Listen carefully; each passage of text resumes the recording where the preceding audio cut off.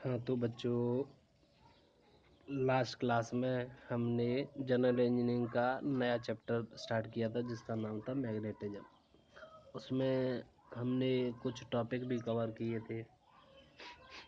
जैसे सबसे पहले हमने अध्ययन किया था कि भाई चुंबक क्या होती है, उसके बारे में अध्ययन किया, चुंबक के बारे में।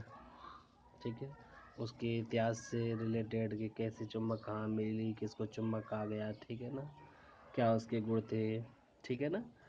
तो ये सब पढ़ा। उसके बाद हमने बात करी चुंबक के गुणों की, कि जो चुंबक है उसमें कौन कौन से गुण होते हैं, इसकी बात करी हमने। ठीक है, तो इतना टॉपिक हम मतलब पिछले क्लास में कंप्लीट कर चुके थे। तो अब आगे बढ़ते हैं इसी चैप्टर में आगे। तो अगला अब टॉपिक है मैग्नेटिक फील्ड, चुंबकीय क्षेत्र। तो पहले बात करते हैं चुंबकीय क्षेत्र की। तो चुंबकीय क्षेत्र क्या है कि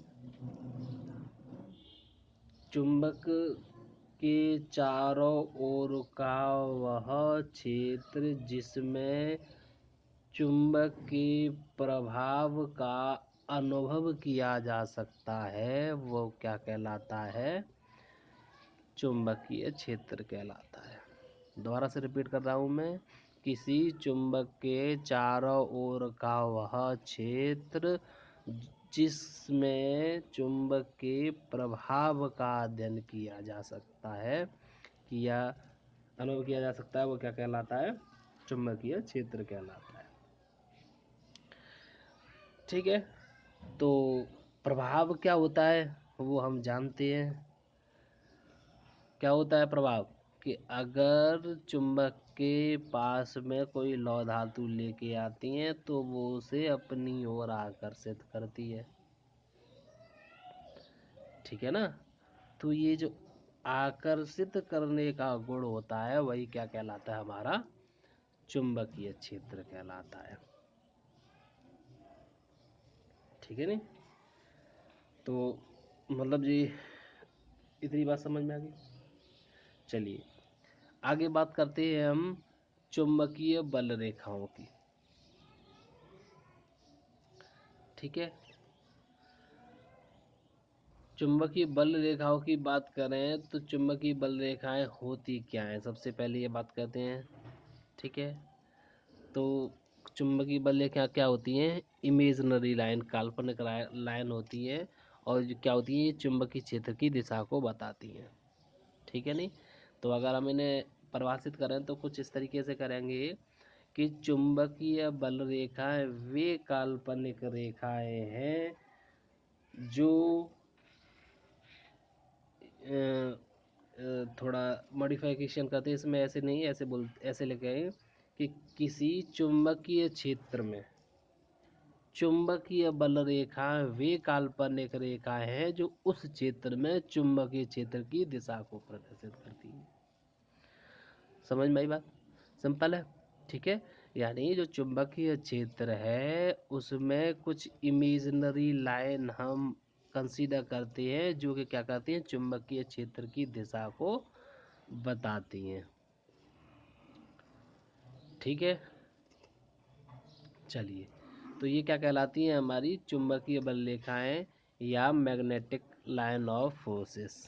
ठीक है, इतनी बात समझ में आ गई। चलिए, तो अब इसी में थोड़ा सा और आगे बढ़ते हैं, तो बात करते हैं चुंबकीय बल रेखाओं की गुणों की, क्योंकि भाई चुंबकीय बल रेखाओं की कुछ प्रॉपर्टी होती हैं। तो वो क्या प्रॉपर्टी होती हैं?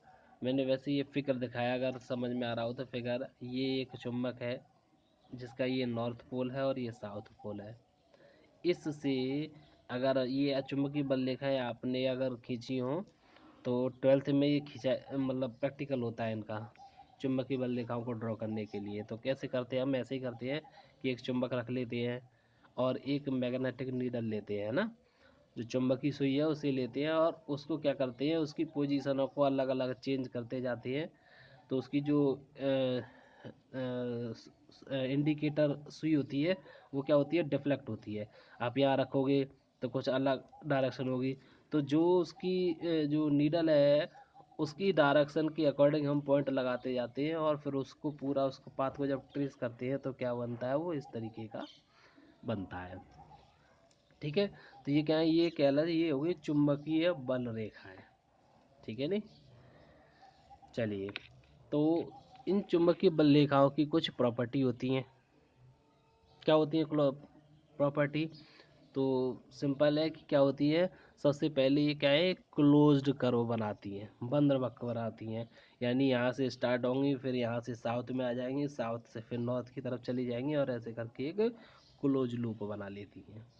ठीक, ये होगी पहली प्रॉपर्टी। दूसरी प्रॉपर्टी है इसकी मैग्नेटिक फील्ड लाइंस की, कि नेवर इंटरसेक्ट, यानी जो दो चुंबकीय बल रेखाएं हैं वो कभी भी एक दूसरे को काटती नहीं है। ठीक है, दो चुंबकीय रेखाएं कभी भी एक दूसरे को काटती नहीं है, ये भी क्या है, चुंबकीय बल रेखाओं का गुण है। ठीक है, उसके बाद करते हैं कि यूनिफॉर्म मैग्नेटिक फील्ड कहाँ होगा। ठीक है, तो ऐसा चुंबकीय क्षेत्र में ऐसा स्थान जहाँ चुंबकीय बल रेखाएं पैरेलल और इक्वी डिस्टेंस हैं, ऐसे स्थान पर जो फील्ड की इंटेंसिटी है या मैग्नेटिक फील्ड है वो कैसा होता है, एक समान होता है। ठीक है, यानी ऐसी जगह जहाँ पर क्या हो कि जो हमारी चुंबकीय बल रेखाएं हैं वो क्या हो, समांतर और समदूरस्थ हो, उस स्थान पर मैग्नेटिक फील्ड, चुंबकीय क्षेत्र की तीव्रता या चुंबकीय क्षेत्र एक समान होता है। ठीक है, चलिए, तो ये क्या हो गया, हमारी जो चुंबकीय क्षेत्र है, चुंबकीय बल रेखा है, उनके गुणों के बारे में हमने कुछ पढ़ लिया हल्का फुल्का ये चीज़ें। ठीक है, बेसिक चीज़ें जो ज़रूरत है। ठीक है, आगे बात करती है मैग्नेटिक फील्ड की। मैग्नेटिक फील्ड क्या है, एक सदिश राशि है ना, क्योंकि उसमें दिशा होती है ना, और उसकी दिशा को कौन प्रदर्शित करती है, चुंबकीय बल रेखाएं जो होती हैं वो क्या होती हैं, चुंबकीय क्षेत्र की दिशा को प्रदर्शित करती है। तो जो चुंबकीय क्षेत्र को मतलब मापने की यूनिट है कि चुंबकीय क्षेत्र कितना है, उसको हम बोलते हैं मैग्नेटिक फील्ड इंटेंसिटी। ठीक है, अगर हम मैग्नेटिक फील्ड भी बोल रहे हैं उसका मतलब भी मैग्नेटिक फील्ड इंटेंसिटी से ही है। ये क्या है, जो चुंबकीय क्षेत्र है उसकी मापन, उस चुंबकीय क्षेत्र के मापन की इकाई है।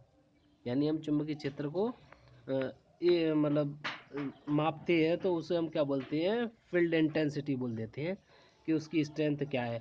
और हम देखते भी है चुंबक में, हमने देखा था चुंबक में, यहाँ भी हम देख रहे हैं, यहाँ मैग्नेटिक लाइन्स ऑफ फोर्सेस क्या है, ज़्यादा है, और इस जगह पे देखा तो कम है।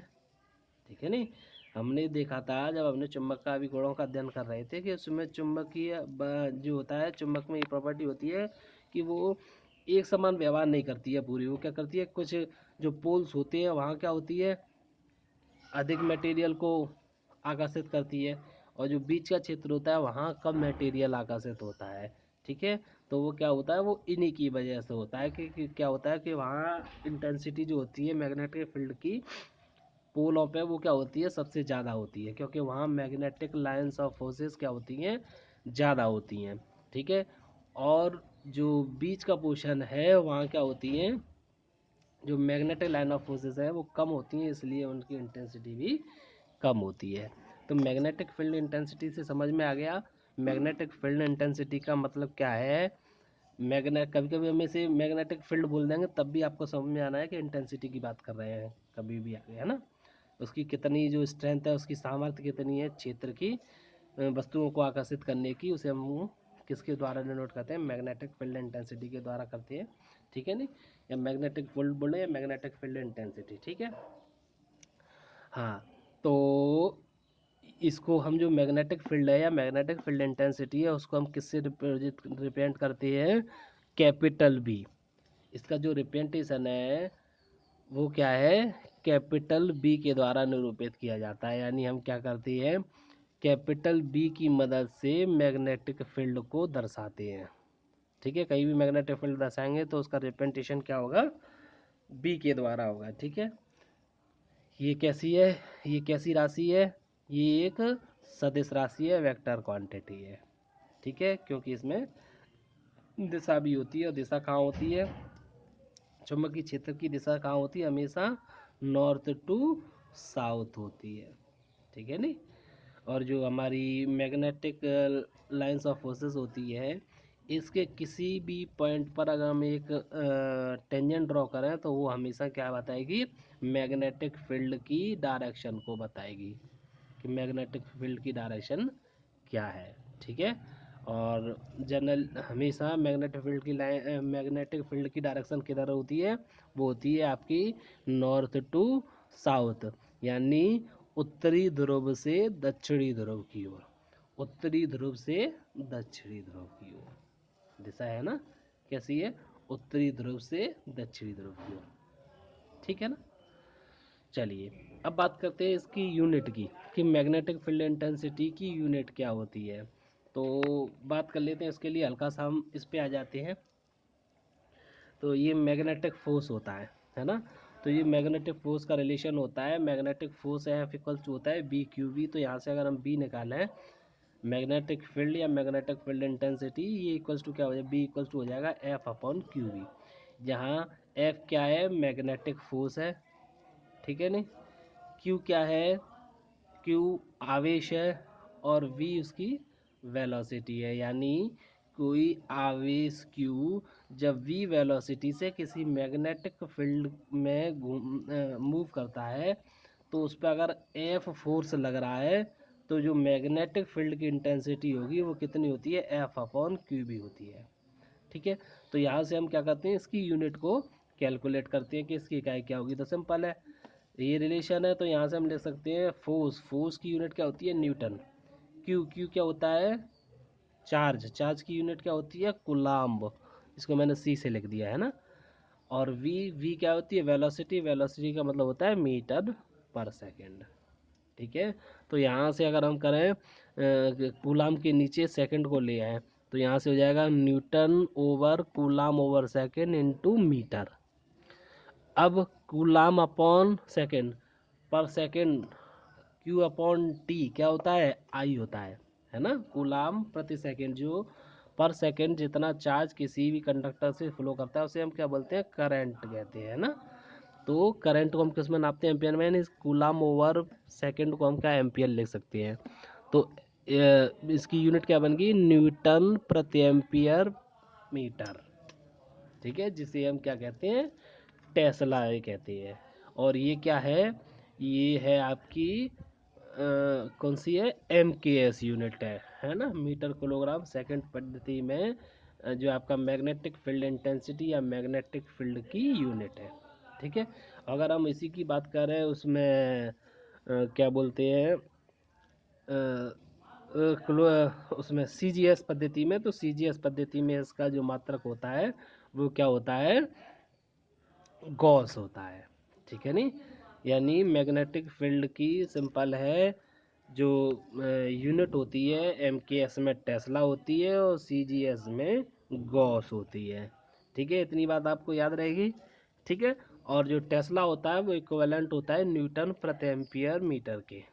ठीक है, चलिए अब इसकी हम चाहे तो इसकी आप निकालना चाहो, क्या बोलते हैं, डायमेंशन यूनिट, वो भी निकाल सकते हो। ठीक है नहीं, न्यूटन की क्या हो जाएगी, न्यूटन की, चलिए मैं इसे लिख देता हूँ। हाँ, तो इसका जो डायमेंशनल फार्मूला है, तो देखिए अगर हम डायमेंशनल फार्मूला निकाला तो यूनिट क्या होती है, न्यूटन प्रति एम्पियर मीटर। तो यहीं से निकालते हैं, न्यूटन का डायमेंशनल फार्मूला होता है M L T minus two, ampere का ए और मीटर का एल। एल से एल कैंसिल हो जाएगा तो क्या बचेगा, एम टी माइनस टू, और ए भी ऊपर जाएगा तो ए माइनस वन। ये क्या हो गया, डायमेंशनल फॉर्मूला।